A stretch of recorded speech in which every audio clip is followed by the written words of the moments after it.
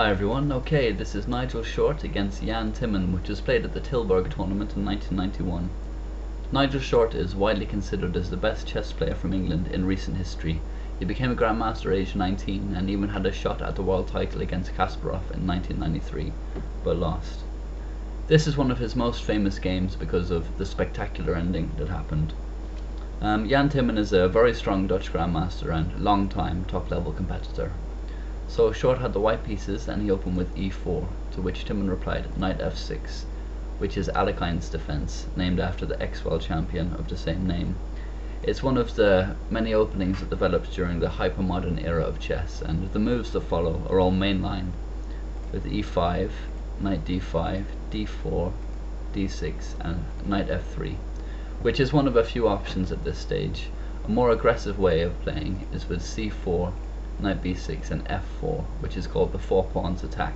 But with correct play here, black will have good chances at counterplay, and the pawns in the center can become a liability for white, as they will need defending and tie his pieces down.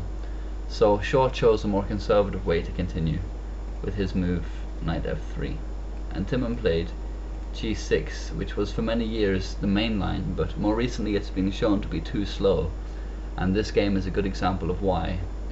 More common at this stage, after knight f3, is either bishop g4 or d takes e5, like that. So that's more common these days. But Timman played g6, and Short played bishop c4, and then came knight b6, bishop b3, bishop g7, and queen e2, which is a move that Short liked and often played in this opening. It's overprotecting the e5 pawn, which is the key point of white's position. Another possibility at this stage is knight g5, intending f4, but it has the same drawbacks as the continuation I showed you a moment ago. So anyway, Short played queen e2, then came knight c6, white castled, black castled, and Short played h3, which looks like it could be a wasted move, or that something more constructive could be played, but it's very important to play this move here because it keeps black in a cramped position, and in particular stops him from playing bishop g4 and exchanging on f3 in order to solve his cramped position. Although it would lose the bishop pair, white would lose the key defender of his strong pawns on d4 and e5, i.e. this knight, and overall it would be preferable to black in comparison to the cramped and restricted position he remains in after Short plays h3. So then came a5, a4, d takes e5, d takes e5, knight d4, knight takes d4, queen takes d4, rook e1, and e6, which isn't great because it shuts in the light squared bishop on c8 here, but Timman wanted to prevent Short from playing e6 himself, which would be strong, and he also wants to create an outpost square on d5 for his knight because it's poorly placed on b6 at the moment. So Short played knight d2, which is an accurate move from Short, and it's better than developing the knight to c3, because from d2 it can go to f3, where it will do the same job that the previous knight was doing, guarding the e5 pawn, and thus keeping black's g7 bishop out of the game, and at the same time controlling key central squares e5 and d4.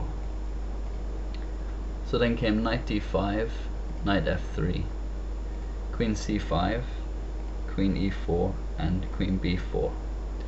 So at this stage Short has played well and accurately, and he's maintained his pawn on e5, and thus he still has a space advantage. Both of Timman's bishops, on the other hand, are bad pieces in this position, and so now it's up to Short to exploit these advantages, and the most obvious way to go forward is to start an attack on the black king, and that is what Short is planning here.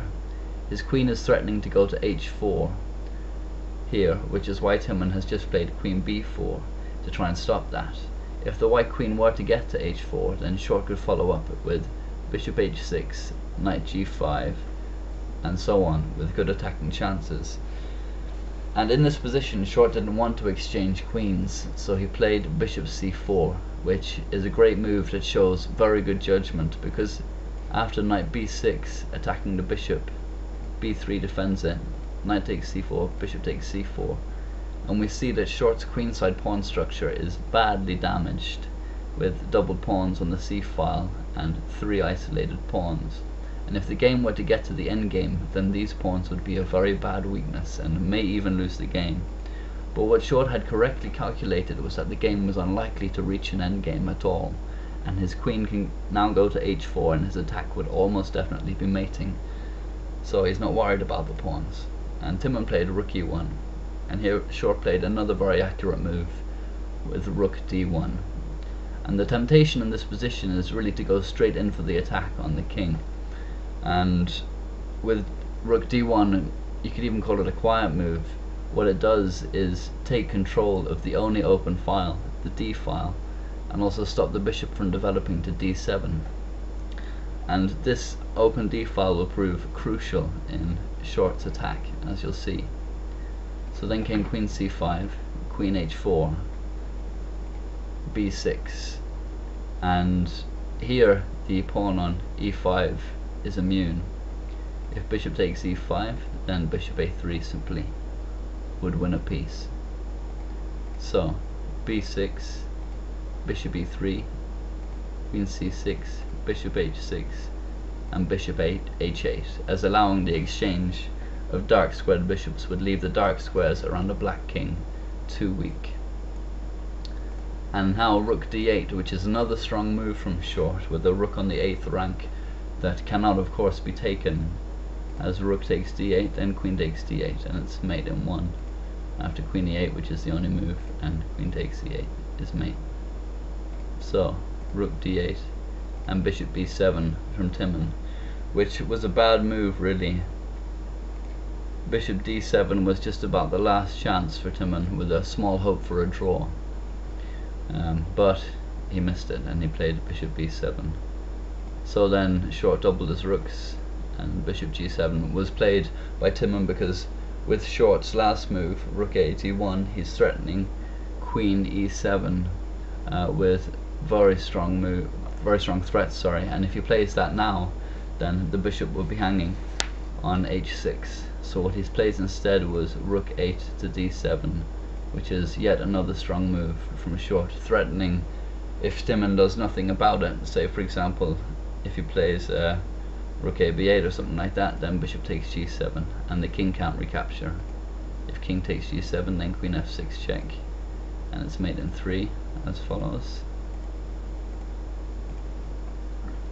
So it can't recapture. And if instead queen e4 at this stage, hoping to exchange the queens off to lessen white's attack, then rook takes f7 is winning. If king takes f7, then it's mate in 6 with rook d7 check, king g8, rook takes g7 check, king h8, queen f6, queen f5, rook takes h7 check, king takes h7, and queen g7 is mate. So rook f8 was really the best move available. And then came bishop takes g7, king takes g7, rook 1, d4, which is bringing another piece into the attack and stopping Timman from playing queen e4 to exchange off the queens, as we saw before. And here Short's rooks on the d file are very strong and completely controlling the whole board. Timman is basically bereft of decent moves at this stage.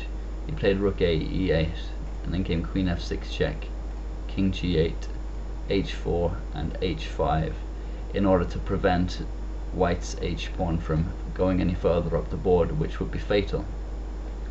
So in this position, how can white continue his attack? Short had an incredible idea here, and if you want to try and spot it, then stop the video now. Okay, what he played was king h2, and what you can see here is that there is no way for Timman to stop the white king from marching all the way to h6 here by the dark squares. And once the king gets there, the queen will be able to give mate on g7. It's an incredible conception. Timman played rook c8, and then came king g3, rook ce8, king f4, bishop c8, king g5, and here Timman resigned as he cannot avoid being mated. So it was just an incredible idea from Short and an incredible game. So I hope you enjoyed that. Please leave any comments or thoughts. Thanks very much.